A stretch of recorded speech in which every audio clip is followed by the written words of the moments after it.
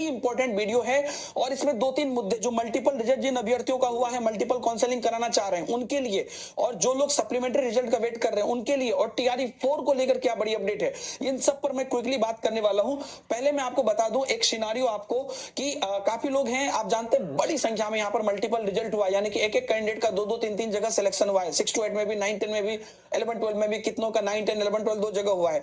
तो अब काफी लोग ये हैं कि क्या हम मल्टीपल काउंसलिंग कराएं, क्योंकि कई जगह से बोला जा रहा है कि हाँ आप करा लो। मैं आपको बताता हूं रियल बात क्या आई है अपडेट। एक कैंडिडेट हैं जिनका सिलेक्शन 3 जगह हुआ है, एकदम मैं आपको प्रैक्टिकल बात बता रहा हूं और धरातल की बात करा रहा हूं। और ये जो इनका जो सिलेक्शन हुआ है 6 to 8 में हुआ है, और 6 to 8 की इनकी काउंसलिंग है पटना में।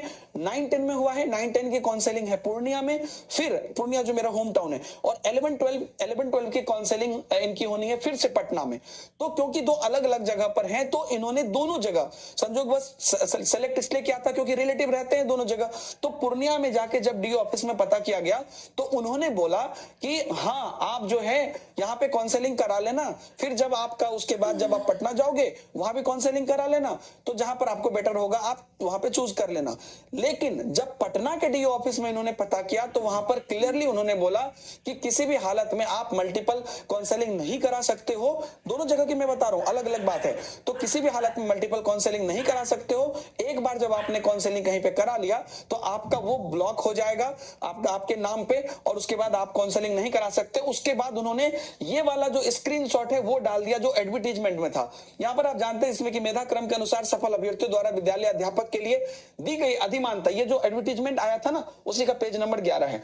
रिक्ति की उपलब्धि के आधार पर उन्हें एक पद ही आवंटित किया जाएगा। किसी एक अधिमानता के संवर्ग आवंटित हो जाने के पश्चात शेष अन्य संवर्गों या अभ्यर्थित्व पर विचार नहीं किया जाएगा, जिस पर अभ्यर्थी को कोई आपत्ति नहीं होगी। इस आशय की घोषणा आप ऑनलाइन आवेदन में ही करना होगा जो आप कर चुके हैं, ठीक है। और उससे रिलेटेड और भी कई चीजें हैं, है ना, आपको प्रायोरिटी देना पड़ेगा जो भी है। तो एक एक चीज यहां पर आपको बताया गया है।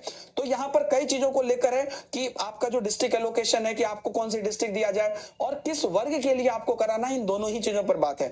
तो भैया मैं आप लोग को एक ही बात कहना चाहूंगा कि इस पर कोई भी ऐसी बात नहीं है कि आप मल्टीपल काउंसलिंग करा लो और हो जाएगी। तो पहले तो मैं सरकार से रिक्वेस्ट करना चाहता हूं कि एक लेटर आप जारी कर दीजिए, चाहे शिक्षा विभाग से चाहे बीपीएससी से, कि इसका एक्चुअल बात क्या है, क्योंकि आप ही के दो अलग अलग सेंटर पर अलग जगह बात बोली जा रही है।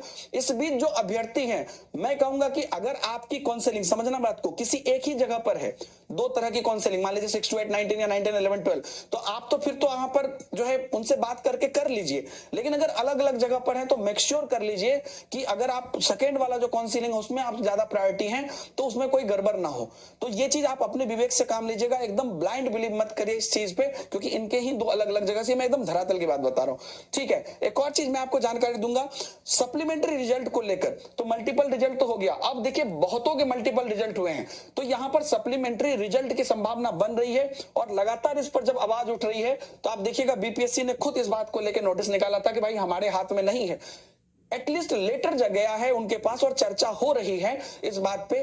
तो अब इतने जो बड़ी संख्या में मल्टीपल रिजल्ट हैं, तो सरकार से मैं भी गुजारिश करता हूं लगातार अलग अलग सोर्सेज से जहां तक संभव हो सकता है हम लोग भी कोशिश कर रहे हैं।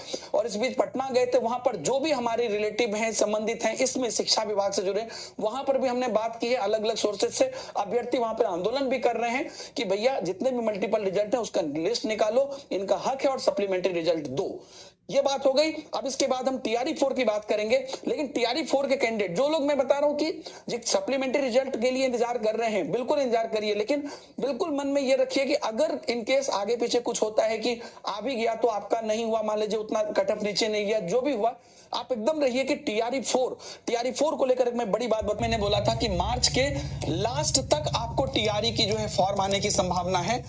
आज जो मेरे पास अपडेट आई है उसके हिसाब से मैं आपको बता देता हूं कि ये मार्च के लास्ट तक नहीं, मार्च के मिड तक ही, यानी कि 15 मार्च तक ही इसकी जो है आपको अपडेट देखने को मिल जाएगी। बहुत बड़े गति से इस पर काम चल रहा है। उसका रीजन मैं आपको बता देता हूं, ये कंप्लीटली इसका पॉलिटिकल रीजन है। जैसा कि आप जानते हैं कि बिहार में दो अलग अलग गुट हैं, चाहे वो आरजेडी का है या अभी जो सरकार है उनका है, जो कह रहे कि हमने भर्ती कराया, एक कह रहे कि हमारी सरकार में भर्ती हुई है। तो इस वजह से इसको बहुत ही स्मूथली अभी की जो गठबंधन है वो कराना चाह रही है और इसमें आप लोग का बढ़िया फायदा होने वाला है। तो मान के चलिए कि जो 5 फरवरी 8 फरवरी मान लीजिए 10 फरवरी तक यहाँ पर इधर घर की काउंसलिंग बाकी चीजें निपट जाएगी। उसके बाद आपको 10 मार्च तक इनकी पूरी द्रुत गति से रोस्टर चलेगी और उसके बाद मिड ऑफ द मार्च तक आपकी वैकेंसीज जो है आउट हो जाएगी और उसके साथ आपको फॉर्म फिलअप शुरू हो जाएगा। बाकी vacancies, number of vacancies update तो ये लोग बाद में भी करते रहते हैं, लेकिन ये बात निकल कर आई है तो आप एकदम मान लीजिए कि इस चीज के लिए आप लोग को बढ़िया से लग जाना है। तो